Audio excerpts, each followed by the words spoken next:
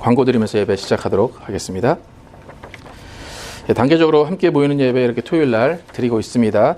동시에 유튜브로 11시에 주일 11시에 예배에 참석해 주시기 바랍니다. 그래서 건축을 위해서 지속적으로 기도해 주시기 바랍니다. 건축 회사와 함께 또 진행을 하고 있는데 모든 일정들이 잘 진행될 수 있도록 함께 기도해 주시기 바랍니다. 교인 동정 보시면 김성우 형제 7월 6일 날 귀국 예정입니다. 모든 일정 하나님께서 함께 하시고 또 안전하게 귀국할 수 있도록 기도해 주시기 바랍니다. 또 김효수 선사님, 또 김찬현 형제 조지아로 이주하셨습니다. 모든 또 삶의 터전 또 잘 잡힐 수 있도록 함께 기도해 주시기 바랍니다. 오늘 하이델베르그 요리문답 75, 76, 77문은 뒤에 있습니다. 그래서 함께 읽도록 하겠습니다. 그리고 오늘 성찬식 예배 후에, 설교 후에 성찬식 있습니다. 그래서 한 3개월 만에 하는 것 같죠. 그래서 성찬식 오늘 함께 참여하도록 하겠습니다. 오늘 하이델베르그도 성찬식에 관한 내용입니다. 75문 제가 읽고 여러분 답하시면 되겠습니다. 75문 십자가에서 단번에 들이신 그리스도의 속죄 제사와 그의 모든 복에 당신이 참여하고 있다는 것을 성만찬은 어떻게 상기시키고 확인시켜 줍니까? 시작. 그것은 다음과 같습니다. 그리스도께서는 나와 모든 신자들에게 이 뗀 떡을 먹고 이 잔을 마시라고 명령하셨습니다. 그리고 명령과 함께 이런 약속을 하셨습니다. 첫째, 나를 위하여 떼신 주님의 떡과 나에게 주신 잔을 내 눈으로 분명히 보듯이 주님의 몸도 나를 위하여 바쳐지고 찢기우셨으며 그의 피도 나를 위하여 십자가에서 흘리우신 것이 분명합니다. 둘째, 그리스도의 몸과 피의 상징으로 내게 주어진 주님의 떡과 잔을 집례자로부터 받아서 입으로 맛보는 것이 분명하듯이 주님께서도 십자가에 달리신 몸과 흘리신 피로 영생에 들어가도록 내 영혼을 새롭게 하시며 살찌게 하시는 것이 분명합니다. 그리스도의 속죄 또 그의 복에 참여하고 있다는 것을 성만찬이 우리에게 상기시켜 준다는 것입니다. 76문 십자가에 달리신 그리스도의 몸을 먹고 흘리신 피를 마신다는 말의 뜻은 무엇입니까? 시작. 그것은 믿는 마음으로 그리스도의 모든 고난과 죽음을 받아들이는 것이며 믿음으로 사죄와 영생을 얻게 된다는 뜻입니다. 더욱이 그것은 그리스도 안에 그리고 우리 안에 거하시는 성령을 통하여 우리가 그리스도의 복된 몸의 연합됨을 의미합니다. 그래서 주님은 하늘에 계시고 우리는 땅에 있을지라도 우리는 주님의 살이며 주님의 뼈인 것입니다. 그리하여 우리 신체의 각 부분이 한 영혼에 의하여 지배받듯이 우리도 한 영에 의하여 지배를 받으면서 영원히 살게 되는 것입니다. 77문 시작. 제가 읽겠습니다. 떡과 잔을 먹고 마심으로 몸이 양육되고 새롭게 되듯이 그리스도의 몸과 피를 먹고 마시는 것이 성도를 양육하고 새롭게 한다고 어디서 그리스도께서 약속하셨습니까? 시작. 주님의 성만찬은 다음과 같이 제정되었습니다. 주 예수께서 잡히시던 밤에 떡을 가지사 축사하시고 떼어 가라사대 이것은 너희를 위해서 부서진 내 몸이니 이것을 행하여 나를 기념하라 하시고 식후에 또한 이와 같이 잔을 가지시고 가라사대 이 잔은 내 피로 세운 새 언약이니 이것을 행하여 마실 때마다 나를 기념하라 하셨으니 너희가 이 떡을 먹으며 이 잔을 마실 때마다 주의 죽으심을 오실 때까지 전하는 것이니라. 이 약속은 바울 서신에서도 다음과 같이 나타납니다. 우리가 축복하는 바 축복의 잔은 그리스도의 피에 참여함이 아니며 우리가 떼는 떡은 그리스도의 몸에 참여함이 아니냐. 떡이 하나요 많은 우리가 한 몸이니 이는 우리가 다 한 떡에 참여함이라. 떡과 잔을 마심으로 몸이 양육되고 새롭게 되듯이 그리스도의 몸과 피를 먹고 마시는 것이 성도를 양육하고 새롭게 한다고 어디서 그리스도께서 약속하셨습니까? 그래서 예수님께서 살아계실 때에 또 성만찬을 제정하셨고 또 바울이 또 그 성만찬을 또 예배에 이렇게 또 함께 할 수 있도록 그렇게 제정을 했습니다. 그래서 지금 우리가 성만찬을 하고 있습니다. 사실 한 몇 년 전에 주일날 성만찬을 매주 할까요? 라고 한번 저희가 물어봤습니다. 그래서 정관에다가 성만찬을 매주 하는 게 어떻습니까? 그랬더니 다 반대를 해서 우리가 매주 성찬을 안 하고 이제 한 달에 한 번씩 성찬을 하는데 사실 이게 이 코비드가 나온 다음에 이제 못 모이잖아요. 그러니까 예배 의미가 논란이 아직도 많아요. 보통 지금 이제 성찬을 못 하니까 각 가정에서 성찬을 준비하십시오. 그래서 성찬을 가정에서 많이 한다고 합니다. 그런데 신학적인 논쟁을 보면 그거는 성찬식이 아니다. 그렇게 하는 경우도 많이 있고 그래서 이 온라인으로 예배를 드리는 가운데 성만찬을 어떻게 할 것이냐에 대한 좀 논의가 많이 있습니다. 그래서 사실 예배라는 것이 사도행전에도 봐도 그렇지만 이 떡을 떼러 모였다. 떡을 떼러 모인 것이 예배다라는 그런 정의가 있습니다. 그래서 또 우리가 3개월 만에 이렇게 성찬을 또 회복을 하는데 여러분도 예배라는 것을 생각하실 때 성만찬, 예수의 살과 피를 기념하는 것이 성만찬이다. 이렇게 그런 의미를 함께 생각을 하시면 좋겠습니다. 그래서 저도 얼마 전에 안 건데 카톨릭은 매주 성찬을 하잖아요. 그죠? 그래서 매주 성찬을 하는데 그날 예배를 못 참석하면 신부님이 월요일인가 저녁인 같은 그때 그 성찬 떡하고 잔을 들고 신방을 간답니다. 그래서 예배에 참석하지 못했으니까 한 몸을 이루지 못했으니까 함께 성찬을 나눕시다. 그러고 성찬 도구를 들고 신방을 한다고 합니다. 그러니까 어떻게 보면 또 가톨릭에서의 어떤 예배의 의미가 또 우리보다 더 이렇게 더 이렇게 예수님 몸과 피를 나누는 것에 가까운 것 같은데 여러분 이렇게 예배라는 것이 보통 종교개혁 이후에 예배의 의미가 바뀐 게 뭐냐면 예배는 설교 듣는 걸로 많이 바뀌었습니다. 그래서 종교개혁이 좋은 것이지만 또 종교개혁 이후에는 또 예배가 설교 듣는 것으로 많이 이렇게 바뀌었는데 이 예배의 의미에는 반드시 성찬이 있다는 것을 여러분 아시고 함께 성찬에 나중에 참여하시면 되겠습니다. 다 함께 일어나셔서 찬양하시면서 예배를 시작하도록 하겠습니다. 주의 보좌로 나아갈 때에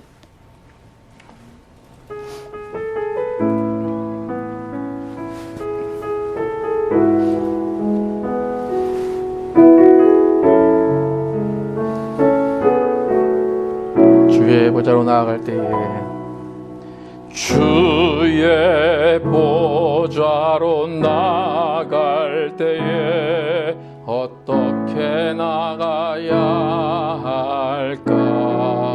나를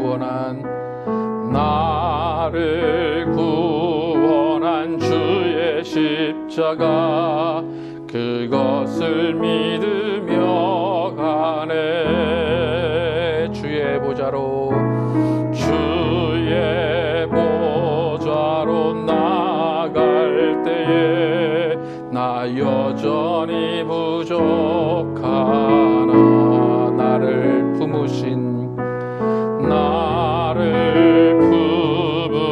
주의 그 사랑 그것을 믿으며 가네. 자격 없는 내 힘이 아닌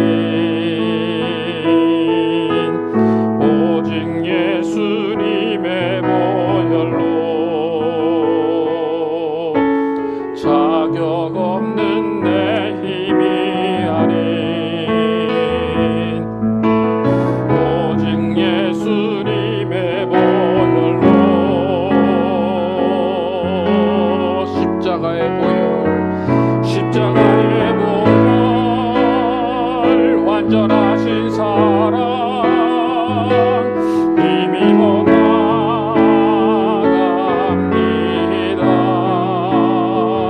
십자가의 보혈 완전하신 사랑 힘입어 예배합니다. 십자가의 보혈 완전하신 사랑 힘입어 나갑니다.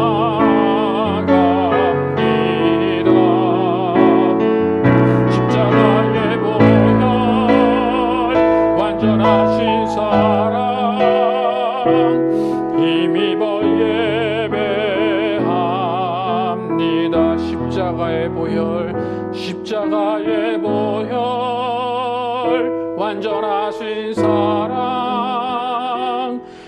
힘입어 나아갑니다.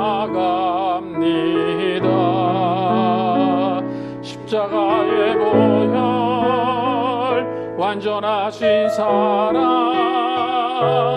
힘입어 예배합니다.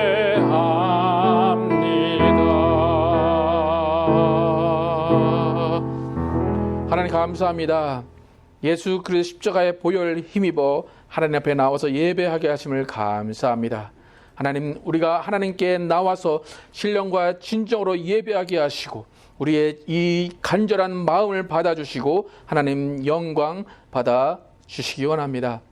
하나님, 예수 그리스도의 피가 있었기에, 예수 그리스도의 살이 있었기에 우리가 이렇게 예배하고 하나님을 찬양하고 하나님께 영광 돌릴 수 있음을 고백합니다. 하나님, 또 오늘 특별히 성찬주의를 맞아서 더 성찬을 합니다. 하나님, 이 예배 가운데 하나님의 사랑이 경험되게 도와주시고 예수 그리스도의 희생이 경험되는 귀한 시간 되게 하시고 성령이 인도하시고 성령이 주관하시는 귀한 시간 될 줄 믿사오며 예수 그리스도의 이름으로 기도드렸습니다. 아멘. 이렇게 앉으셔서 은혜가 풍성한 하나님은 찬양하도록 하겠습니다.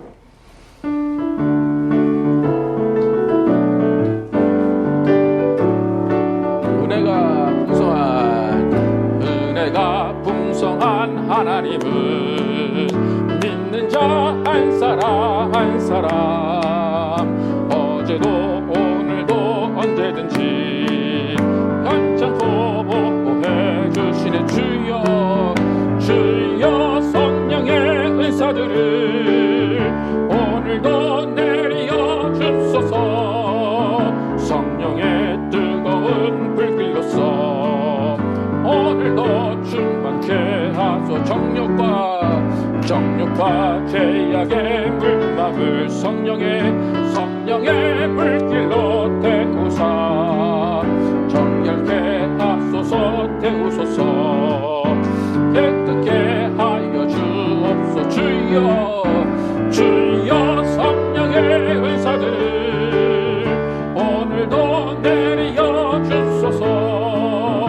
성령의 뜨거운 불길로서 오늘도 충만케 하소서. 희생의 제물로 돌아가신 어린 양 우리 주 예수여 그 속에 은혜를 내리시사 오늘도 구원해 주소. 주여 성령의 은사들을 오늘도 내려 주소서. 성령의 뜨거운 불길로서 오늘도 충만케 하소. 주님의 기쁘신 은혜만을 세상에 널리 전하리라니 하늘의 능력과 권세로서 오늘도 입혀주옵소. 주여 성령의 은사들을 오늘도 내려 주소서. 성령의 뜨거운 불길로서 오늘도 충만케 하소서. 아멘. 마지막 날에 함께 찬양하도록 하겠습니다.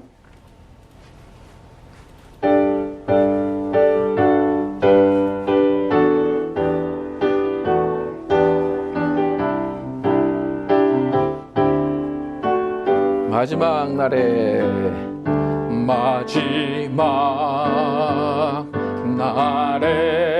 내가 나의 영으로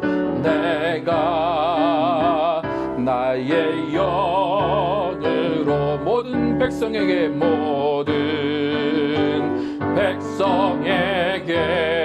부어주리라.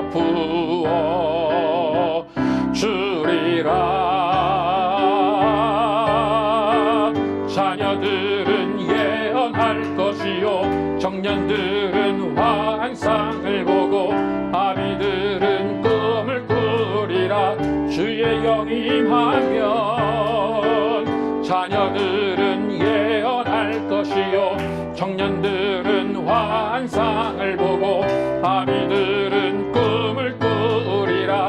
주의 영이 임하면 성령이여 성령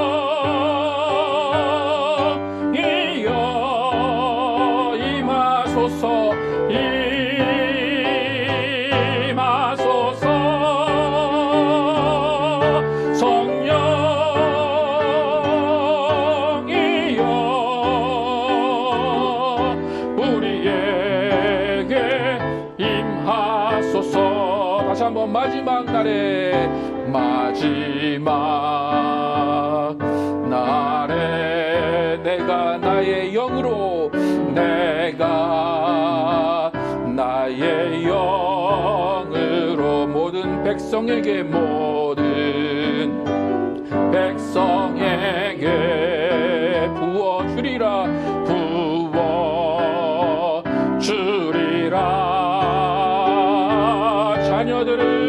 자녀들은 예언할 것이요 청년들은 환상을 보고 아비들은 꿈을 꾸리라. 주의 영이 임하면 자녀들은 예언할 것이요 청년들은 환상을 보고 아비들은 꿈을 꾸리라. 주의 영이 임하면 성령이여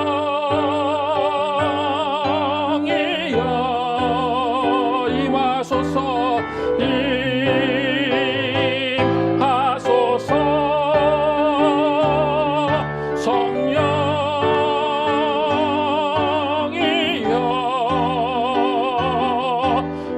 우리에게 임하소서. 자녀들은 예언할 것이요 자녀들은 예언할 것이요 청년들은 환상을 보고 아비들은 꿈을 꾸리라.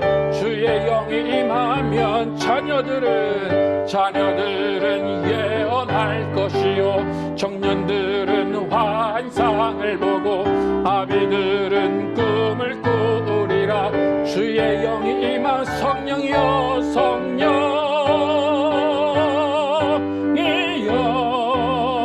임하소서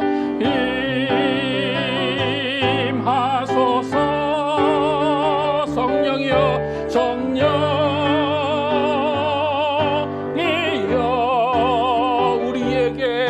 우리에게 임하소서. 아멘. 우리 함께 기도에 찬양하시면서 준비하신 예물 드리시겠습니다.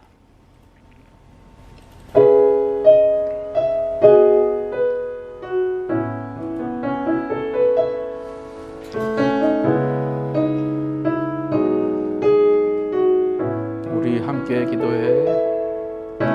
우리 함께 기도해. 주 앞에 나와 무릎 꿇고 긍휼 베푸시는 주 하늘을 향해 두 손 들고 하늘 문이 열리고 은혜의 비추기 땅 가득 내리도록 마침내 주 오셔서 의의 비추기 우리 위에 부시도록. 우리 함께 기도해. 우리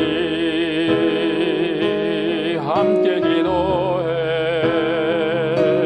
주 앞에 나와 무릎 꿇고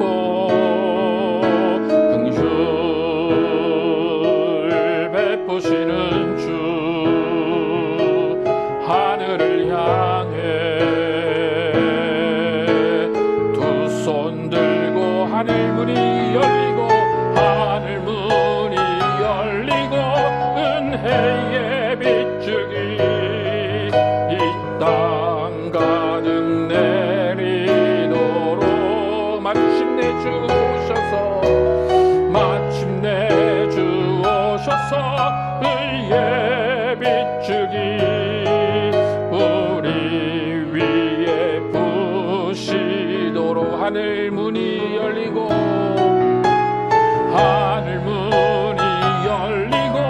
은혜의 비추기 이 땅 가득 내리도록 마침내 주 오셔서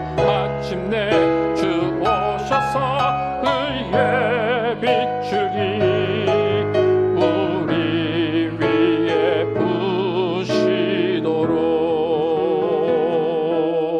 부시도록. 아멘. 하나님 감사합니다. 우리 가운데 하늘 문이 열리게 도와주시고 의의 빗줄기, 은혜의 빗줄기가 내리게 하여 주시기 원합니다. 우리가 기대하고 고대하는 이 모든 순간순간 성령의 역사로 채워주시고 성령의 능력으로 채워주시고 성령의 은사로 채워주시기 원합니다. 하나님이 우리를 구원해 주신 이유는 하나님께 영광 돌리라는 것이고 하나님의 이름을 높이라는 것이고 하나님의 영광을 선포하라는 것입니다. 하나님, 내가 구원받았다고 그것이 끝이라고 생각하지 않게 도와주시고 구원받은 자로서 하나님 앞에 무릎 꿇고 기도하며 그 기도 가운데 앞으로 나가서 전도하며 하나님의 이름을 높이는 삶이 되게 하여 주시기 원합니다. 하나님은 우리에게 지상 명령을 주셨습니다. 가서 제자 삼으라 하셨고 가서 복음을 전파하라 하셨습니다. 하나님은 예수님은 그냥 보고만 계신 것이 아니라 우리가 가서 복음을 전파하는 그 가운데 표적으로 역사하시고 우리 가운데 하나님의 살아계심을 보여주시려고 하십니다. 하나님, 우리는 정말 발로 가서 전도하게 도와주시고 손을 얹어서 전도하게 도와주시고 입을 열어 전도하게 하여 주시기 원합니다. 그냥 앉아 있는 것이 아니라 정말로 찾아가게 도와주시고 정말 하나님의 이름을 높이는, 목소리 높이는 그런 일을 할 수 있도록 인도하여 주시기 원합니다. 하나님, 그러기 위해서 우리에게 성령의 충만함을 주시기 원합니다. 성령은 지금도 역사하시고 지금도 살아 계십니다. 지금도 예수 그리스도를 증거하고 계시고 예수 그리스도를 변호하고 계십니다. 하나님, 우리가 정말로 예수 그리스도를, 살아계신 그리스도를 전하는 일꾼 되게 도와주시고 그 일을 위하여서 우리의 인생을 바치는 모두가 되게 하여 주시기 원합니다. 하나님, 정말로 교회가 세워진 이유도 복음을 전파하기 위한 것입니다.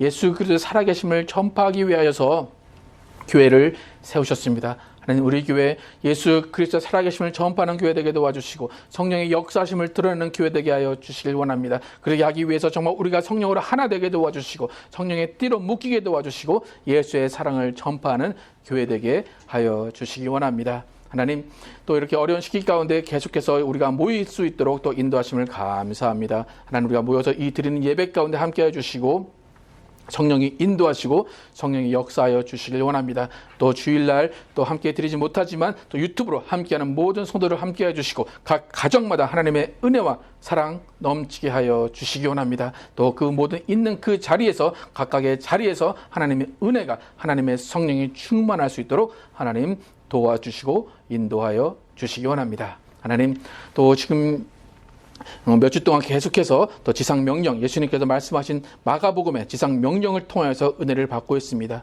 표적을 통하여 복음을 전파하라 하고 하신 그 예수 그리스도의 그 말씀을 기억합니다. 하나님, 우리가 정말로 표적을 사모하게 도와주시고 그 믿는 자에게 나타나는 표적이 우리 가운데 나타나서 정말로 하나님의 살아계심이 나를 통하여 증거되게 하여 주시길 원합니다. 그래서 정말 내가 예수 그리스도의 사람인과 하나님의 종임을 드러내 주시고 하나님 나를 통하여서 우리를 통해서 영광 받아 주시기 원합니다. 오늘도 하나님께 나오면서 빈손으로 나오지 아니하고 하나님께 예물 드린 손길들 기억하시고 복의 복을 내려주시기 원합니다. 하나님께 온전한 믿음으로 구별드린 그 믿음 복 주셔서 그 가정 가운데 하나님의 사랑 넘쳐나게 도와주시고 하나님의 은혜가 넘쳐나게 하여 주시길 원합니다. 또 여러 가지 헌금으로 드린 모든 물질들이 하나님의 나라가 확장되는 거룩한 일에만 쓰이게 도와주시고 오직 하나님의 영광이 드러나는 곳에만 쓰이게 하여 주시기 원합니다. 이 모든 물질 또 하나님이 주셨사오니 정말 하나님께 드리게 도와주시고 또 이 물질을 또 나누어 주며 베푸는 모든 가정 될 수 있도록 하나님 인도하여 주시기 원합니다. 이 모든 말씀 예수 그리스도의 이름으로 축복하며 기도드렸습니다. 아멘.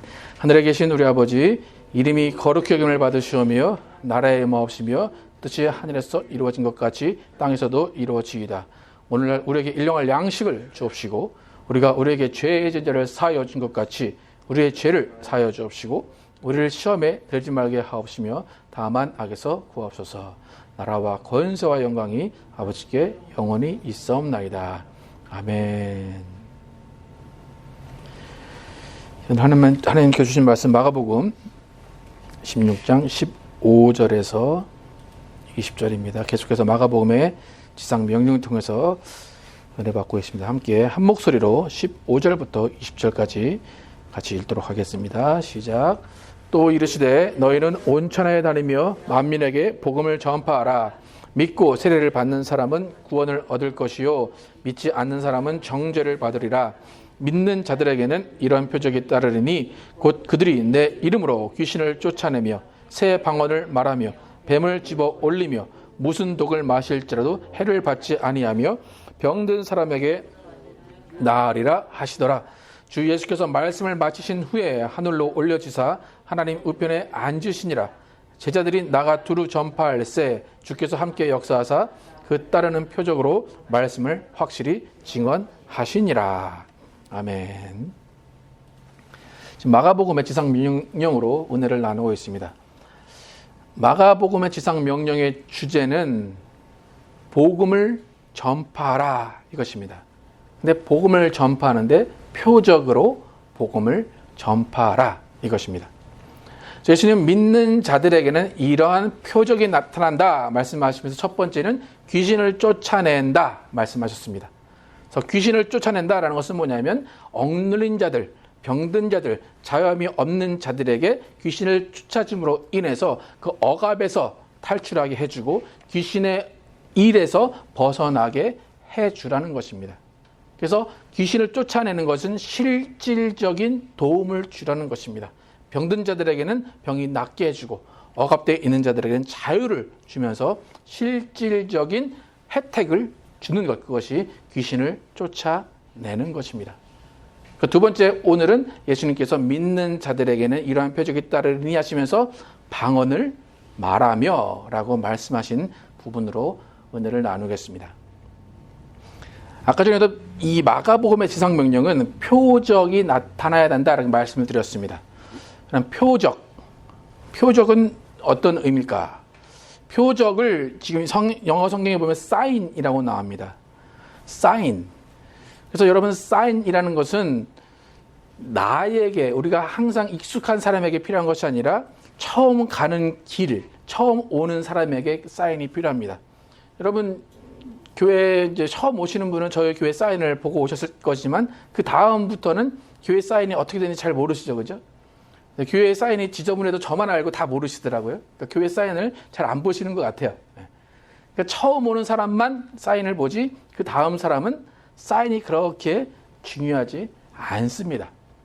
그러니까 예수님께서 표적을 보여주라 하신 것은 뭐냐면 그 표적으로 아직까지 예수를 만나지 못한 사람들, 예수를 모르는 사람들에게 예수를 소개해 주라는 거예요.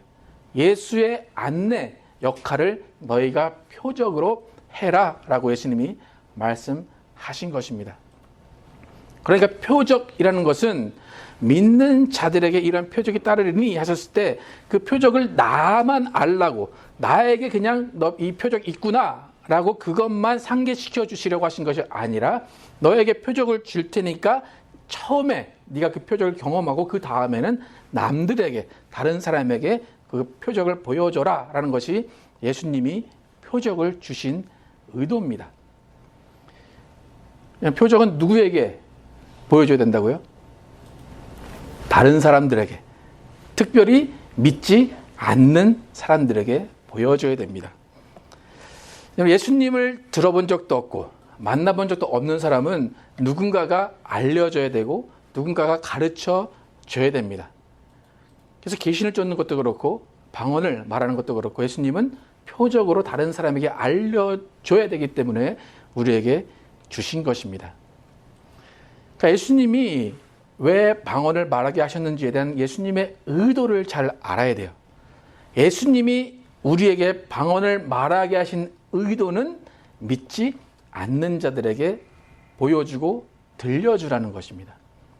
믿지 않는 자들에게 방언을 들려줘라. 그것이 예수님이 방언을 말하게 하신 의도입니다. 그래서 방언은 믿지 않는 자들을 위한 표적이에요.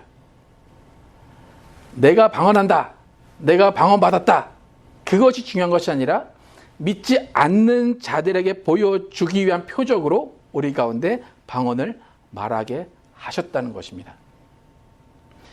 지금 많은 논쟁들이 있습니다. 아직도 여전히 방언이 해야 되냐 말아야 되냐, 방언이 어떤 거냐에 대해서 많은 논쟁이 있습니다. 그리고 방언을 말하는 교회에서조차도 이 방언의 용도가 확실하게 무엇인지를 잘 모릅니다. 그래서 보통 순복음이나 이제 오순절 교회에서 방언을 많이 말하는데, 거기서 주장하는 것은 뭐냐면 방언은 성령을 받은 증거다, 그렇게 또 이야기를 하기도 합니다. 그러니까 방언을 어떻게 쓰냐? 용도는 내가 성령 받았는지 알기 위해 쓴다. 내가 성령을 받았고 내가 구원 받았는지 방언을 하면 안다. 그렇게 또 사용이 되기도 합니다. 방언을 사용하는 용도는 그게 아닙니다. 방언을 사용하라고 주셨을 때 어떻게 써라 라고 하신 것은 뭐냐면 하나님의 크심을 높이게 하라는 거예요. 우리가 방언을 말함으로 인해서 그 방언을 듣고 그 방언을 통해서 하나님의 높임이 드러나야 한다는 것입니다. 여러분도 저희 교회는 좀 특이한 게 뭐냐면 침례 교회인데 대부분 방언을 다 해요, 그죠? 예. 순복음교도 아닌데 방언을 대부분 다 하십니다. 근데 여러분 뭐 순복음교회 가든지 어딜 가든지 방언을 주로 어디서 합니까? 부흥회 때 하고 또 집에서는 혼자 골방에서 방언을 합니다, 그죠?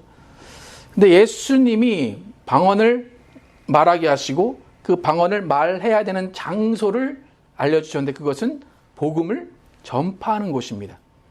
내가 방언 줄 테니까 골방에 가서 방언을 기도해. 아니면 부흥회나 철야기도회 때 방언해. 그게 아니라 복음을 전파하는 곳에서 방언을 하라고 방언을 주셨다는 것입니다. 그러니까 여러분 방언의 의도, 방언의 용도, 방언의 장소를 여러분 확실하게 이해를 하셔야 됩니다. 제가 오늘 설교를 준비하면서 한국교회가 이 방언의 용도, 방언의 의도, 방언의 장소가 좀 잘못되어 있지 않나라는 생각을 많이 하게 됐습니다. 그래서 여러분이 방언을 생각할 때 이 의도, 용도, 장소를 어떻게 잡아야 될까, 어떻게 우리가 이 방언의 그 의미를 어떻게 생각해야 될까를 여러분 확실히 알고 방언에 대한 이해를 하시기 바랍니다. 방언을 말하는 장소는 복음 전파하는 곳, 방언의 의도는 믿지 않는 자들을 위한 표적입니다. 여러분 방언이 믿지 않는 자들을 위한 표적이다. 여러분 들어보셨습니까? 제가 지어낸 말 같습니까? 이번 주에? 고린도전서 14장 22절 함께 읽어보겠습니다. 고린도전서 14장 22절 시작. 그러므로 방언은 믿는 자들을 위하지 않고 믿지 않는 자들을 위하는 표적이나 예언은 믿지 아니하는 자들을 위하지 않고 믿는 자들을 위함이니. 바울이 이미 방언은 믿지 않는 자들을 위한 표적이다 그렇게 이야기합니다. 믿는 자들을 위하지 않고 믿지 않는 자들을 위한 표적이 방언이다 그렇게 이야기합니다. 바울이 지금 고린도전서를 통해서 고린도 교회에 이렇게 편지를 한 이유는 뭐냐면 고린도 교회에 방언이 있었는데 방언을 말하는 사람들이 있었는데 이 방언을 제대로 사용을 못하고 무엇인지를 몰랐던 거예요. 그러니까 서로 모여서 막 방언으로 하고 있는데 새로운 사람이 오니까 얘들 뭐하나 그렇게 하고 있고 여러 가지 방언이 잘못 사용되고 있었기 때문에 고린도서 14장은 방언에 대한 사용 설명서입니다. 방언을 이렇게 써라, 이렇게 사용해라 라는 설명서입니다. 그래서 여러분이 방언이 무엇인가를 좀 잘 알고 싶으시면 고린도전서 14장을 충분히 읽으시면 방언에 대한 이해가 쉽게 됩니다. 바울이 말할 때 당연히 개인적인 이유로 방언을 하는 거 좋다 얘기합니다. 그런데 공공장소에서 통역을 하지 않으면 방언하지 마라 이렇게 이야기하기도 합니다. 그래서 개인에게는 덕이 될 수 있지만 교회에게는 덕이 되지 않는다 그렇게 이야기를 합니다. 그래서 분명히 방언의 장점, 방언의 특징은 개인적인 용도로 사용할 수도 있습니다. 그런데 오늘 예수님께서 말씀하신 마가복음의 지상 명령과 방언을 연결해 보면 방언은 믿는 자들을 위한 것이 아니라 믿지 않는 자들을 위한 표적이라는 것이 더 중요하다는 것을 알 수가 있습니다. 예수님께서 믿는 자들에게는 이런 표적이 따르니 방언을 말하며 라고 말씀하셨습니다. 그러니까 예수님이 방언을 말할 거야 라고 하셔서 제자들이 나 방언 말합니다, 기쁩니다 라고 끝났으면 예수님이 말씀하신 표적의 의미가 없는 겁니다. 그런데 사도행전 2장에 보면 제자들이 의도했는지 아닌지 모르겠는데 예수님이 말씀하신 방언이 표적으로 사용됐음을 잘 알 수가 있습니다. 우리 예수님이 주신 방언이 어떻게 처음에 사용됐는지 사도행전 2장 4절에서 8절 함께 읽어보겠습니다. 시작, 같이 읽겠습니다. 시작. 그들이 다 성령의 충만함을 받고 성령이 말하게 하심을 따라 다른 언어들로 말하기를 시작하니라. 그때에 경건한 유대인들이 천하 각국으로부터 와서 예루살렘에 머물러 있더니 이 소리가 나매 큰 무리가 모여 각각 자기의 방언으로 제자들이 말하는 것을 듣고 소동하여 다 놀라 신기하게 여겨 이르되 보라, 이 말하는 사람들이 다 갈릴리 사람이 아니냐? 우리가 우리 각 사람이 난 곳 방언으로 듣게 되는 것이 어찌 됨이냐?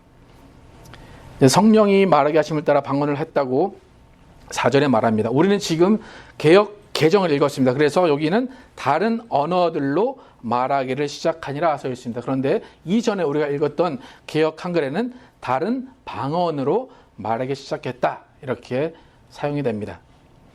그러니까 예수님이 말씀하신 방언, 또 사도행전 2장의 방언 다 글로사라는 헬라어로 사용됩니다. 영어로는 텅입니다. 우리 혀라고 말하는 텅이 방언입니다.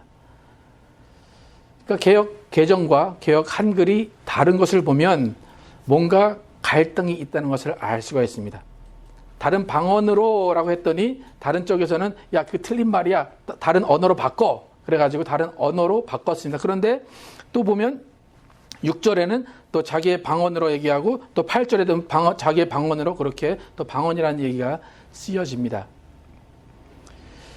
여러분도 잘 아시지만 이 논란의 핵심은 뭐냐면 이 사도행전 2장에서 방언을 한 것이 우리가 지금 대부분 많이 쓰는 랄랄랄라, 샬라샬라 그런 방언이 아니다라고 주장합니다. 그래서 이것은 외국어다. 그래서 이것은 방언, 이 사도행전 2장에 이것은 방언이 아니라 그냥 외국어를 말한 것이다라고 주장하는 측이 있습니다. 또 그 반대로는 이것은 이 사람들이 샬라샬라 했다. 그런데 그것을 다른 사람들이 외국어로 들은 것이지 외국어를 직접 말한 것이 아니다. 그렇게 서로 갈등을 하고 있습니다. 여러분, 어떤 게 맞는 것 같습니까? 랄랄랄라를 얘기했을까? 아니면 뭐 한국말, 영어, 뭐 중국말 그렇게 했을까? 여러분, 어느 편에 서실 겁니까? 뭐가 맞는 것 같습니까? 그러니까 이게 지금 몇백 년, 몇천 년 동안 계속 이렇게 논란이 되고 있습니다. 그런데 제가 아까 전에 예수님이 방언을 말하게 하신 의도가 뭐라 그랬죠? 믿지 않는 사람들을 위한 표적이다. 그러니까 예수님이 방언을 말하게 하신 의도, 목적은 뭐냐면 방언을 말하는 사람이 어떤 말을 하느냐, 그것이 중요한 것이 아니라 듣는 사람이 어떻게 듣느냐가 더 중요한 겁니다. 그러니까 입으로 나올 때 외국어로 나왔든지 랄랄랄로 나왔든지 그 형태가 중요한 것이 아니라 외국어로 나왔든 랄랄라로 나왔든 다른 사람이 그것을 듣고 표적으로 느꼈느냐라는 것이 중요합니다. 그러니까 예수님이 말씀하신 새 방언, 그것은 내 입에서 무슨 소리가 나오느냐 중요하지 않습니다. 근데 방언 잘 많이 하는 교회 보면 이게 되게 큰 이슈입니다. 아, 저 목사님은 뭐 왈라깔라 해. 저 목사님은 랄랄랄라만 해. 되게 큰 이슈입니다. 그리고 어떤 사람은 저 사람은 중국 방언하고 저 사람은 스페니시 방언해. 그게 되게 큰 이슈입니다. 그리고 어떤 사람은 그것 때문에 막 으스하기도 하고. 근데 전혀 그럴 필요가 없습니다. 예수님은 그거 하라고 방언 주신 게 아닙니다. 그러니까 우리가 방언이라는 것을 생각할 때 초점으로 맞춰야 되는 것은 뭐냐면 듣는 사람이 어떻게 들었느냐는 거예요. 두 번째는 그 방언이 표적으로 역사했느냐는 것입니다. 그러니까 여러분이 아무리 랄랄랄라 해도 그것을 듣는 사람이 그냥 랄랄랄라로 들으면 아무 소용이 없는 거예요.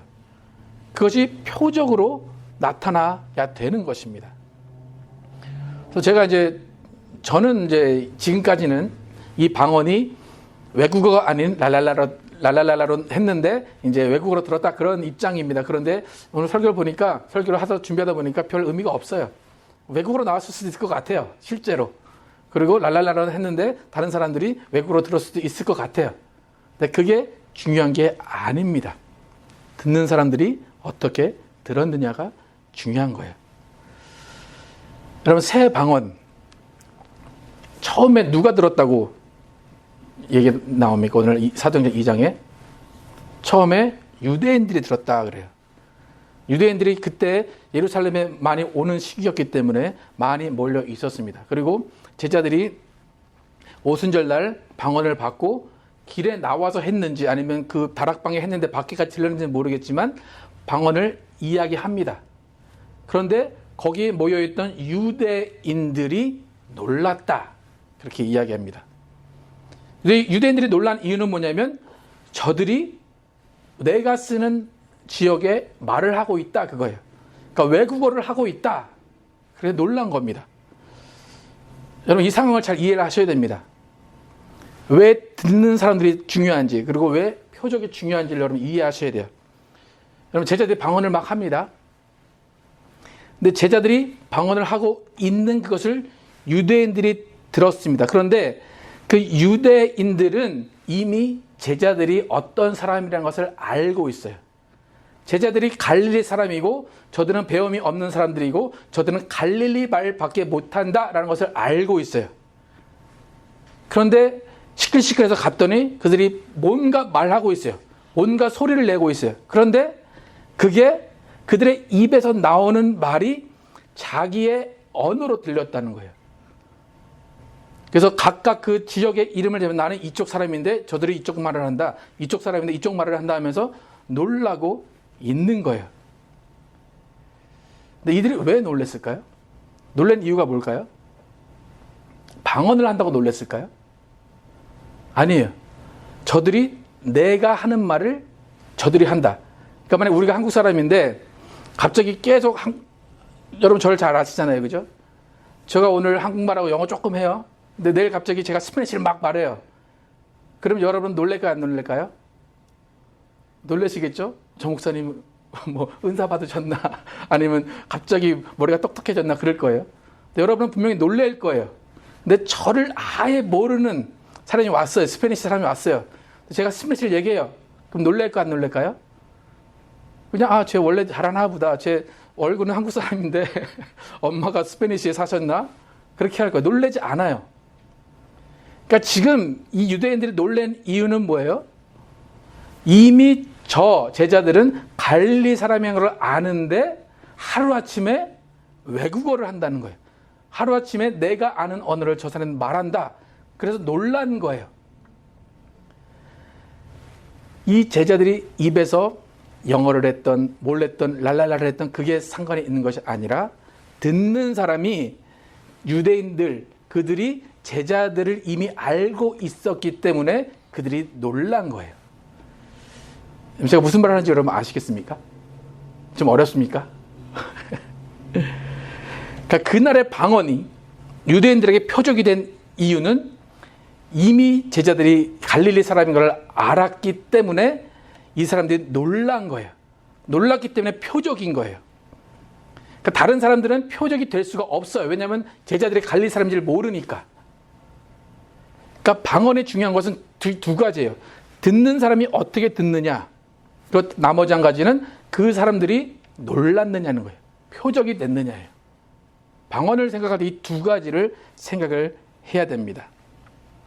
여러분 방언을 말할 때 여러분이 나는 왜 랄랄라로 나오지? 나는 왜 어린애 방언이 나오지? 괜찮습니다. 뭐 그냥 랄랄랄라 이렇게 해도 괜찮아요. 그런 상관없이 그게 어떤 사람이 어떻게 들었느냐, 그것이 표적으로 나타나느냐가 중요하다는 것입니다. 이 사람들이 유독 외국어로 자기의 말로 들었습니다. 그 자기 말로 들은 이유는 성령께서 그들에게 표적을 줘야 됐기 때문이에요. 그렇게 예수를 미워하고 예수를 죽인 유대인들에게 예수가 살아났다, 예수가 살아나서 이들이 이렇게 변했다라는 표적을 보여주시기 위해서 그들에게 방언이 외국어로 들리게 된 것입니다. 그리고 그들은 놀란 거예요. 그들이 놀라서 뭘 했겠습니까? 야, 너 어떻게 그렇게 외국어를 말하냐? 너 이렇게 하루아침에 왜 이렇게 그런 말을 어떻게 배웠냐? 접근하는 거예요, 제자들에게. 제자들이 그 기회를 통해서 예수가 부활했어. 너희가 죽은 예수가 부활했어. 라고 이 예수의 표적을 통해서, 성령의 표적을 통해서 예수를 소개하기 위해서 성령의 표적, 방언을 말하게 하셨다는 것입니다. 그러니까 외국어로 말한 것은 성령께서 때에 따라서 역사하시는 표적의 하나의 샘플이에요. 그러니까 여러분이 만약에 어디 가셔서 방언을 얘기했다. 근데 다른 사람들이 그냥 시끄럽다. 그러면 그것은 표적이 나타나지 않은 거예요. 근데 여러분이 누군가에 가서 방언을 막 보여줬더니 사람들이 놀래요. 겁을 먹어요. 그러면서 야, 그거 어떻게 하는 거야? 그거 뭐야? 라고 하면 그때부터 예수를 소개할 수 있다는 거예요. 이것이 표적이에요. 여러분, 예수를 증거하기에 가장 쉬운 방법은 하루아침에 변하는 겁니다. 하루아침에 내가 변하면 누군가가 궁금해합니다. 여러분, 예를 들어서 항상 10점, 20점 받아오던 아이가 90점, 100점 받아옵니다. 그런데 원인을 알고 봤더니 교회에 다녀서 그래요. 그러면 여러분, 그 부모는 어떻게 할 것 같습니까? 애를, 야, 너 오늘 교회 안 가냐? 야, 교회 가면 뭐 좋은 거 주냐? 한번 나도 교회 가볼까? 그렇게 되는 거예요. 그러니까 하루아침에 변화가 되는 것을 보여주는 게 표적이에요. 그런 표적을 통해서 예수를 소개한다는 것입니다. 그러니까 지금 여러분 방언이라는 것을 생각할 때 그런 표적이 나타나야 돼요. 그런 표적이 나타나는 기능을 방언을 통해서 여러분이 나타내셔야 됩니다. 그러니까 방언을 이야기한다고 해서 그냥 방언에 대해 귀를 기울이지 않고 방언에 대해 관심이 없는 사람들에게는 그냥 소음일 뿐입니다. 그런데 우리가 방언을 이야기하면서 어떤 사람이 귀를 기울이고 그 소스라치게 놀란다면 그것은 표적으로 일할 수 있게 되는 것입니다. 여러분, 이쯤 되면 여러분 방언을 하셔야 될 것 같습니까? 그냥 안 해도 될 것 같습니까? 어떻습니까? 여러분, 믿는 자들은 이런 표적이 따르리니, 그래서 예수님이 복음을 전파하라 하셨습니다. 그러면 여러분은 뭘 가지고 복음을 전파하시겠습니까? 여러분의 말주변, 여러분의 지식을 가지고 전하시겠습니까? 예수님은 그거 다 필요 없다 말씀하시는 거예요. 귀신을 쫓아내고 방언을 말하라 그런 거예요. 방언을 말하면 성령께서 때에 따라서 그것을 표적으로 나타내 주시겠다라는 것입니다. 그러니까 방언은 내가 성령 받았는지를 확인하는 도구가 아닙니다. 방언은 믿지 않는 자들에게 나타내줘야 하는 표적입니다. 내가 방언을 말하는데 맨날 복음은 안 전하고 맨날 교회에서 싸우고 있다면 그 방언은 전혀 소용이 없는 방언입니다. 여러분, 오늘부터 방언을 말하신다면 내가 어디에서 말할 것인가를 반드시 생각하셔야 됩니다. 또 내 방언을 통해서 표적이 나타나야 된다는 것을 여러분 깨달으셔야 됩니다. 여러분, 방언은 나를 위해 사용하는 것도 있지만 대부분의 방언의 사용처는 다른 사람을 위해서 사용해야 되는 것을 여러분 깨달으시기 바랍니다. 제가 대학을 가서 이제 전도를 하기 시작했는데 제가 처음 전도에서 변화받은 케이스가 이런 케이스예요. 제가 이제 전도를 하면서 쭉 이야기를 하다가 나 방언을 얘기한다 해서 방언을 그 앞에서 했어요. 그랬더니 이 학생이 놀란 거예요. 그게 뭐냐? 놀래가지고 우리가 어저께 지난주에 귀신이 들어오고 나오고 어디가 오싹한다고 그랬어요? 등이 오싹해져. 얘가 이제 그런 경험을 한 거예요. 그래가지고 너 그거 뭐냐? 그랬더니 지가 혼자 성령을 받아버렸어요. 아무 말도 하지 않았어요. 근데 내가 야, 너 예수 믿으면 이걸 얘기할 수 있어. 성령이라는 존재가 계신데 성령이 계시면 랄랄랄라 이걸 해야 되니까 걔가 확 무서워하더니 혼자 막 떨더니 방언을 혼자 받아버렸어요. 네. 여러분 그런 경험 혹시 있으십니까? 여러분 뭘 해야 될지 모를 때 그냥 앞에서 방언하시면 됩니다. 그러면 성령께서 알아서 역사합니다. 얘가 믿을 놈인지 안 믿을 놈인지 성령은 아십니다. 성령이 알아서 역사하시는 것이 표적입니다. 우리가 뭘 어떻게 할까, 어떻게 얘를 설득할까, 그거 중요한 것이 아니라 여러분이 예수의 표적을, 성령의 표적을 보여주면 됩니다. 그러니까 우리가 방언을 하면 두 가지 반응이 나타날 거예요. 한 사람은 아까처럼 제가 말씀드린 것처럼 놀래고 관심을 갖는 사람이 있는가 하면 그냥 우리 그냥 소리로 듣고 술 취한 것으로 아는 사람이 있을 겁니다. 여러분, 방언의 용도는 하나님을 높인 데 사용되는 것입니다. 방언의 의미는 믿지 않는 자들을 위한 표적입니다. 방언을 해야 되는 장소는 교회 안 예배당 또 여러분의 골방이 아니라 복음 전파하는 그 전파의 장소입니다. 여러분 방언을 복음 전파의 도구로 사용하시기를 축복합니다. 방언이 표적으로 여러분 가운데 여러분이 가는 그 복음의 전파하는 그 가운데 표적으로 나타나기를 축복합니다. 방언은 보여주기 위한 것이다 라는 것을 다시 한번 깨달으시기 바랍니다. 여러분의 방언이 외국어인지 랄랄랄란지 샬라샬란지 고민하지 않으셔도 됩니다. 그것을 말해서 그것이 표적으로 드러나면 됩니다. 마가복음의 지상 명령의 특징은 표적임을 기억하시고 방언의 표적으로 믿지 않는 자들에게 여러분의 방언을 보여줘서 그들이 예수를 알고 싶어하고 예수에 관심을 보이고 그들도 함께 성령을 받고 방언을 말하도록 그들을 변화시키는 여러분과 제가 되기를 예수 이름으로 축복합니다. 함께 찬양하실 때 성령이 임하시면 우리가 어떤 일들이 이루어지는가 함께 찬양하도록 하겠습니다.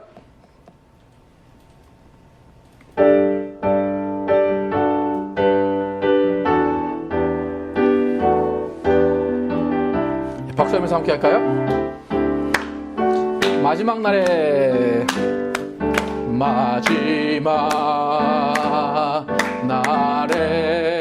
내가 나의 영으로 내가 나의 영으로 모든 백성에게 부어주리라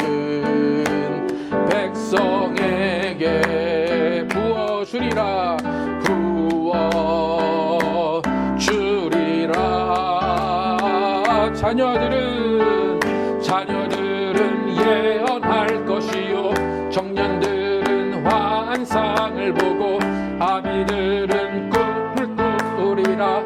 주의 영이 임한 자녀들은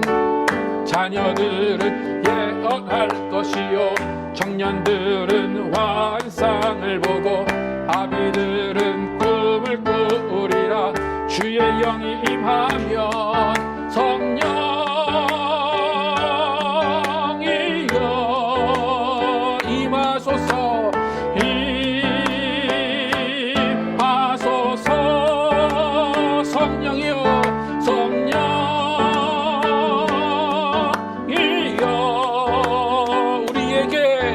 우리에게 임하소서. 다시 한번 마지막 날에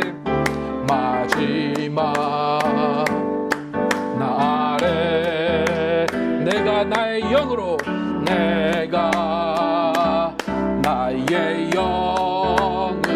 모든 백성에게 부어주리라.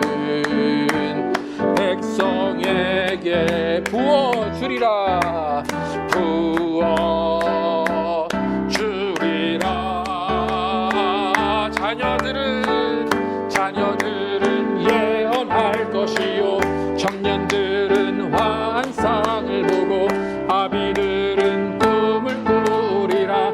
주의 영이 임하면 자녀들은 예언할 것이요 청년들은 환상을 보고 아비들은 꿈을 꾸리라. 주의 영이 임하면 성령이여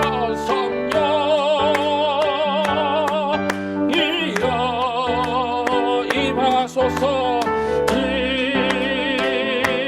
임하소서. 성령이여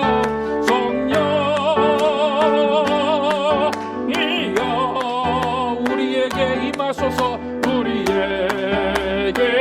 임하소서. 자녀들은 예언할 것이요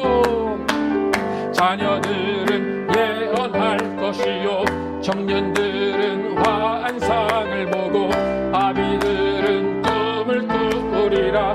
주의 영이 임하면 자녀들은 예언할 것이요 청년들은 환상을 보고 아비들은 꿈을 꾸리라. 주의 영이 임하면 성령이여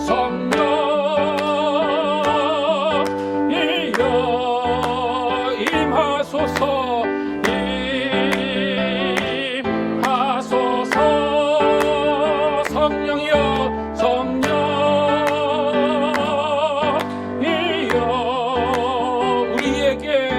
우리에게 임하소서.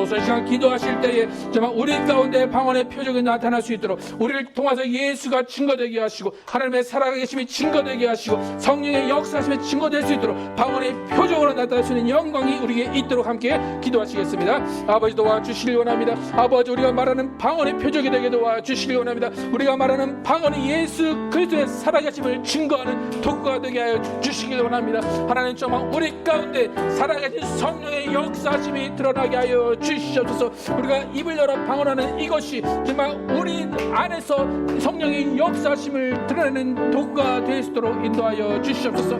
아버지 결코 방언이 내가 구원받은 것, 내가 성령 받은 증거만이 아니라 이것을 표적으로 믿지 않는 자들에게 나타내야 되는 것임을 아버지 깨닫게 하시니 감사합니다. 아버지 내 방언을 통하여서 예수를 발견한 자가 나오게 도와주시고 내 방언을 통하여서 성령의 은사를 드러나게 도와주시고 내 방언을 통하여서 예수 믿는 자들이 나오게 하여 주시옵소서. 아버지 사도행전에서 외국어로 들린 것처럼 아버지 성령께서 역사하는 그 자리에서 표적으로 나의 방언이 역사하게 하여 주시옵소서. 성령의 역사심이 드러나게 도와주시고 성령의 살아계심이 드러나게 도와주시고 예수 그리스도의 살아계심이 드러나게 하여 주시옵소서. 아버지 안에 정말로 우리가 방언을 잘 사용할 수 있도록 인도하여 주소서. 방언을 통역할 수 있도록 인도하시고 방언이 정말 유익한 도구가 될 수 있도록 하나님이 인도하여 주시옵소서. 오직 주님이 함께 하심의 증거가 방언으로 나오게 도와주시고 성령이 우리와 함께 하심의 증거가 방언으로 나오게 도와주시옵소서. 아버지 우리의 방언은 표적이 되게 도와주시옵소서. 믿지 않는 자들을 위한 표적의 방언임을 기억하게 도와주시고 믿지 않는 자들에게 우리의 방언을 들려주고 보여주며 아버지 그들의 예수 앞에 무릎 꿇을 수 있도록 도와주시고 그들이 하나님을 두려워하게 도와주시고 그들의 성령을 궁금해할 수 있도록 인도하여 주시옵소서. 아버지 정말로 주님이 함께 하시는 증거를 나를 통하여 드러내 주시옵소서. 우리가 방언하는 이 모든 순간순간이 성령이 함께 하시는 순간 성령이 역사하시는 순간임을 기억하게 도와주시고 아버지 방언을 통하여서 하나님의 살아계심이 드러나게 하여 주시옵소서. 아버지 방언을 더 말하기를 간구한 바울처럼 아버지 우리도 바울처럼 방언을 더 말하게 하여 주시옵소서. 방언을 전파하는 곳에서 방언하게 도와주시옵소서. 골방에서만 하는 것이 아니라 정말 복음을 증거하는 그곳에서 방언하게 도와주시고 그곳에서 하나님의 높임을 드러나게 도와주시옵소서. 내 방언을 통하여서 믿지 않는 자들이 하나님의 높임을 듣게 하여 주시옵소서. 내 방언을 통하여서 믿지 않는 자들이 예수 그리스도의 살아계심을 표적으로 느끼게 도와 주시옵소서. 아버지 우리 모두가 다 방언을 말하길 원합니다. 우리 모두가 방언을 말하며 하나님 앞에 더욱더 하나님을 찬양하는 자들 되게 도와 주시옵소서. 아버지 하나님 역사하여 주시옵소서. 성령으로 충만케 하여 주시옵소서. 성령으로 충만케 하여 주시옵소서. 우리의 지혜로 우리의 능력으로 하지 않게 도와주시고 하나님께서 주시는 성령의 표적으로 증거하고 전파할 수 있도록 인도하여 주시옵소서. 우리의 복음이 전파되게 도와주시옵소서. 우리가 복음을 전파할 때 성령께서 함께 해주시고 예수께서 따르는 표적으로 증거하여 주시옵소서. 아버지 표적을 사모하게 도와주시옵소서. 표적을 사모하게 도와주시옵소서. 우리가 예수의 증인임을 드러내 주시옵소서. 우리가 예수의 사람임을 드러내 주시옵소서. 아버지 하나님 역사하시고 인도하여 주시옵소서. 아버지 방언을 소멸하지 않게 도와주시옵소서. 성령을 소멸하지 않게 도와주시옵소서. 방언을 말하게 도와주시옵시고 방언을 통하여서 전파되는 복음이 있게 도와주시옵소서. 아버지 도와주시옵소서. 아버지 역사하시고 인도하여 주시옵소서. 아버지 성령 함께 하시고 인도하시고 도와주시옵소서. 아버지 도와주시옵소서. 아버지 도와주시옵소서. 하나님 감사합니다.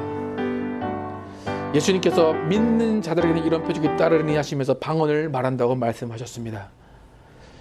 그 오순절에 제자들과 120명의 문도들이 방언을 말하기 시작했습니다. 그들은 내가 방언을 말한다 그것으로 기뻐한 것이 아니라 방언을 세상에 나가서 보여주었습니다. 그 순간 유대인들, 예수를 죽인 유대인들이 그 방언을 듣고 놀랐고 그들이 내가 어찌할꼬 라는 고백을 했습니다. 하나님, 우리도 나가서 복음을 전파해야 됩니다. 그런데 우리는 어떻게 전해야 될까 두렵기도 하고 막막합니다. 하나님, 예수님께서 말씀하신 대로 믿는 자들에게는 이런 표적이 따르니 귀신을 쫓아내며 방언을 말하며 라고 말씀하신 것처럼 우리는 나가서 방언을 얘기하게 도와주시기 원합니다. 그러기 위해서 우리에게 성령 충만하게 도와주시고 방언을 말하게 도와주시고 내가 담대하게 나가서 방언을 전할 수 있도록 인도하여 주시기 원합니다. 나는 무슨 말을 하는지 모릅니다. 그러나 방언을 통하여서 때에 따라서 성령께서 그 사람에게 역사하셔서 외국어로 들리게 하시든지 그들에게 어떠한 두려움을 주시든지 성령께서 역사하셔서 예수 그리스도를 믿게 하여 주시옵소서. 예수 그리스도가 믿어지는 그 순간 우리의 방언의 표적으로 나타났음을 인정하고 감사하게 하여 주시기 바랍니다. 하나님, 방언에서 오해하는 사람이 있다면 하나님, 그 방언은 어떤 내 성령 받음, 내 구원의 증거로서만 쓰는 것이 아니라 정말로 예수님이 말씀하신 대로 나가서 세상에 나가서 믿지 않는 자들에게 보여주는 표적으로 방언을 생각하게 도와주시고, 방언의 용도, 방언의 의미, 또 방언에 사용하는 장소가 어떤 것인가를 잘 깨닫고 정말로 하나님의 주신 귀한 선물들을 잘 사용하는 우리 모두가 되게 하여 주시기 원합니다. 예수 그리스도의 이름으로 기도드렸습니다. 아멘. 여러분, 방언에 대해서 좀 이해가 잘 됐으면 좋겠습니다. 오늘 성찬 하겠습니다. 오늘 성찬할 때 제가 앞에서 성찬 떡을 떼고 잔을 부으면 여러분은 한 번씩 나오셔서 제가 들고 있는 잔과 떡을 가져가셔서 자리로 가신 다음에 함께 성찬에 참여하도록 하겠습니다.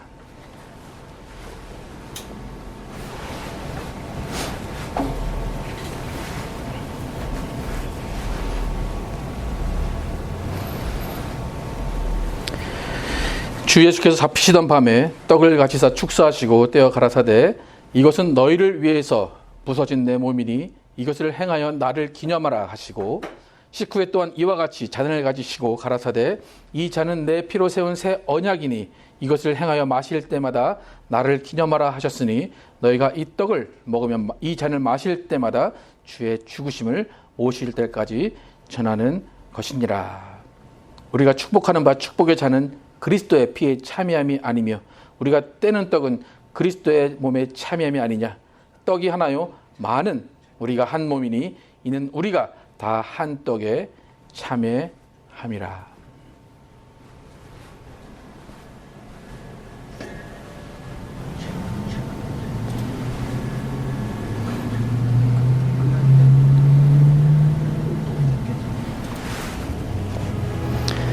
이 떡은 예수 그리스도께서 우리를 위해 찢기신 예수 그리스도의 몸입니다.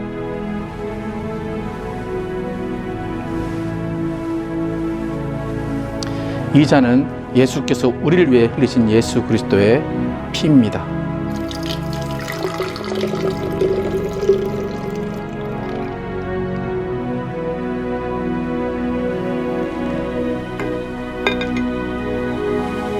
형제 나오셔서 떡 떼시겠습니다.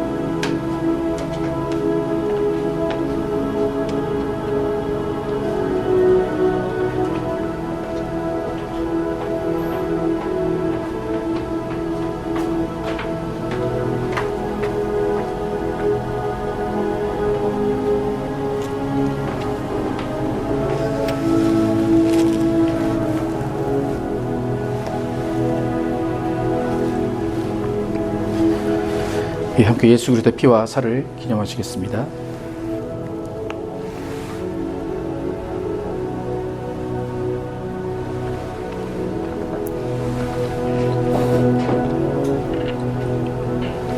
기도하시겠습니다. 하나님 감사합니다.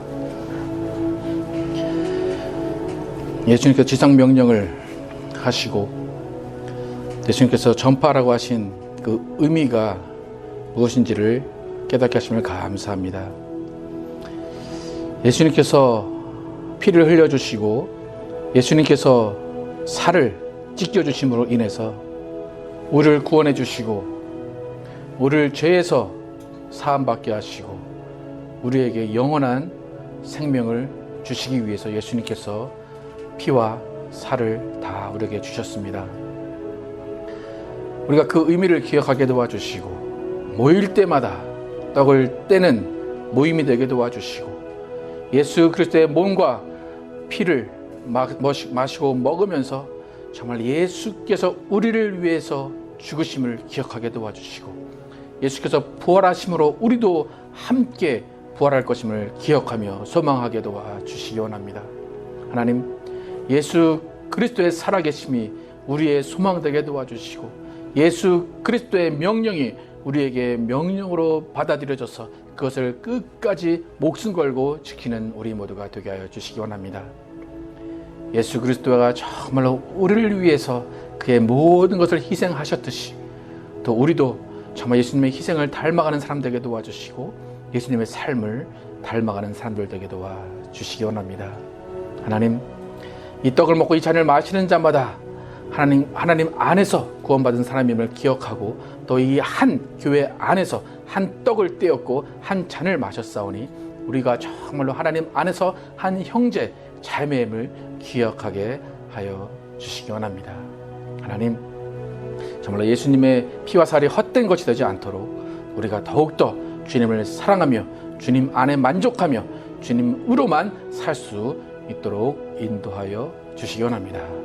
예수 그리스도의 이름으로 기도드렸습니다. 아멘. 예수님의 살과 피를 계속해서 기념하면서 또 우리가 함께 모이는 예배를 또 회복해 주시는 또 그날을 또 간절히 소망하기를 축복합니다. 다 함께 일어나셔서 찬양하시고 예배 마치도록 하겠습니다.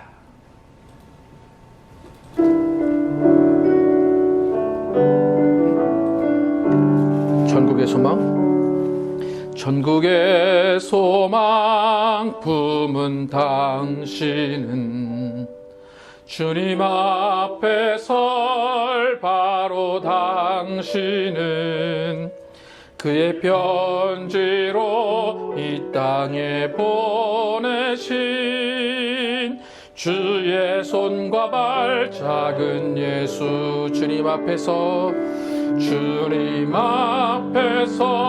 흠없는 경건은 고아와 과부를 위해 삶 나누는 것 주 이름으로 사랑을 전할 때 아름다운 주의 나라 이루어지네.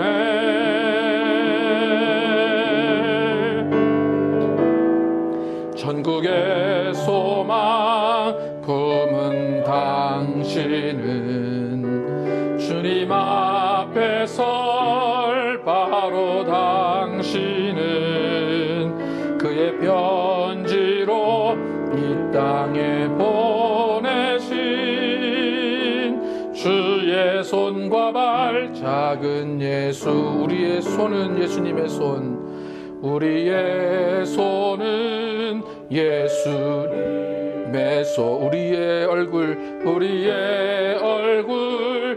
바로 주님 얼굴 우리의 소유 모두 주님의 것 이웃을 위해 맡기셨네. 주님 앞에서 흠없는 경건은 어려운 이웃을 위해 삶 나누는 것 주 이름으로 사랑을 전할 때 아름다운 주의 나라 이루어지네.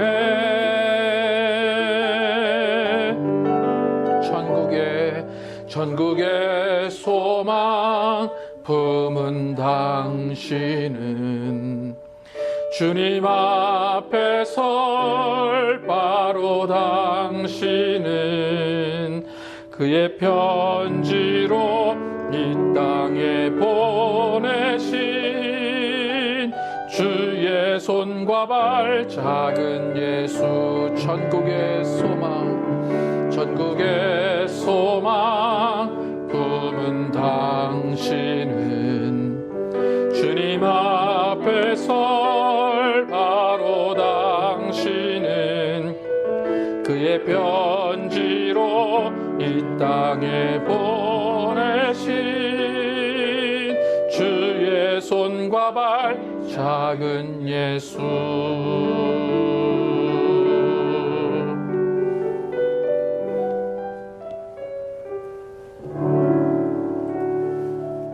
하나님 감사합니다. 우리에게 주님의 약속하신 성령을 부어주심을 감사합니다. 주님의 약속이 이루어져서 우리가 방언을 말하게 하시고 우리를 통하여서 여러 가지의 표적이 나타나게 하심을 감사합니다. 우리에게 성령 주셨사오니 우리가 나가서 복음 전파하게 하시고 우리에게 성령 주셨사오니 그 성령의 능력을 행하는 우리 모두가 되게 하여 주시길 원합니다. 아버지, 우리 가운데는 아무도 귀신에 눌려있는 자가 없게 도와주시기 원합니다. 아무도 병에 눌려있는 자 없기를 원합니다. 아무도 흑암 가운데 어둠 가운데 속하여 있는 자 없기를 원합니다. 하나님, 정말로 주님의 빛이 인도하게 도와주시고 주님의 영광이 비추게 하여 주시기 원합니다. 아버지, 정말 우리 마음가운데 평안함을 주시기 원합니다. 지금 마음에 평안함이 없다면 아버지, 그 영혼 가운데 평안함을 주시기 원합니다. 지금 몸에 병이 있다면 하나님께서 그 병든 몸을 치유하여 주시길 원합니다. 그럼 억압되어 있다면 하나님 자유하게 하여 주시길 원합니다. 내가 나사렛 예수의 이름으로 명령하니 병든 것은 다 떠나갈지어다. 내가 나사렛 예수의 이름으로 명령하니 불안에 떠는 모든 악한 것들은 물러갈지어다. 내가 나사렛 예수의 이름으로 명령하니 가족 가운데 갈등과 불화가 있게 하는 모든 더러운 것들은 물러갈지어다. 내가 나사렛 예수의 이름으로 명령하니 앞날이 보이지 않는다고 불안해하는 그 불안해하게 하는 더러운 귀신은 물러갈지어다. 내가 나사렛 예수의 이름으로 명령하니 자녀들을 붙잡고 있는 더러운 것들은 물러갈지어다. 내가 나사렛 예수의 이름으로 명령하니 하나님을 멀리하고 싶어하는 그런 생각을 넣게 하는 더러운 것들은 물러갈지어다. 아버지, 도와주시옵소서. 아버지, 정말로 주님께서 예수 이름의 권세로 더러운 귀신을 쫓으라고 명령하셨사오니 우리 가운데는 귀신에게 놀아나는 자 없게 도와주시고 귀신에게 잡혀있는 자 없게 도와주시고 귀신이 하고자 하는 것들이 이루어지지 않게 하여 주시기 원합니다. 우리 가정 가운데 더러운 것들을 물리쳐 주시옵소서. 우리 가정 가운데 평안함을 주시옵소서. 우리 가정을 갈라놓고 우리 가정을 불화하게 하고 우리 가정에 어려움을 주는 더러운 귀신을 물리쳐 주시옵소서. 아버지, 성령으로 함께 하시고 정말 성령이 있는 곳에는 하나가 되는 것이고 성령이 있는 곳에는 평안함이 있는 것이고 성령이 있는 곳에는 기쁨만 있다는 것을 증거하며 표적으로 우리 가정이 내 삶이 드러나게 하여 주시옵소서. 이제는 우리 구주 예수 그리스도의 은혜와 하나님 아버지의 극진하신 사랑과 성령님의 내주하심과 교통하심이 예수님께서 믿는 자들에게 나타나야겠다고 하신 그 방언을 통하여서 표적을 보여주고 믿지 않는 자들을 예수께로 돌아오게 하고자 방언을 사용하기로 결단한 모든 자들 위해 영원토록 함께 계시기를 축원하옵나이다.